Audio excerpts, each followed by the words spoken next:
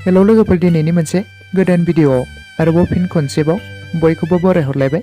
स' लोगोफोर, आसा खालामो भिडिअखौ हानायमानि जोबजासे नायलांगोन। स' लोगोफोर, लेहेर फिल्म प्रडाक्शन बेनारजों दिहुनजानाय गोदानै आबुं मोनसे मिउजिक भिडिअनि सायावनो आपडेट लानानै फैदों। स' लोगोफोर, बे मिउजिक भिडिअनि टाइटेलनि मुङानो जादों बुंगोनां। स' लोगोफोर, बे मिउजिक भिडिअआव फाव खालामनायखौ नुनो मोनगोन बर' सेलिब्रिटिनि मुंदांखा एक्टर आरो एक्ट्रेस सिद्धार्थ आरो प्रियंका लाहारीनि फाव खालामनायखौ नुनो मोनगोन। आरो बे भिडिअनि सिंगार, लाइरिक्स, टुन सोमखोर दैमारी, मिउजिकआव दं ज्योति दैमारी, डिअपि आरो एडिटिंआव दं मन्दन बर'। आरो बे भिडिअनि स्ट'रि डाइरेक्टेड लिसान रामी।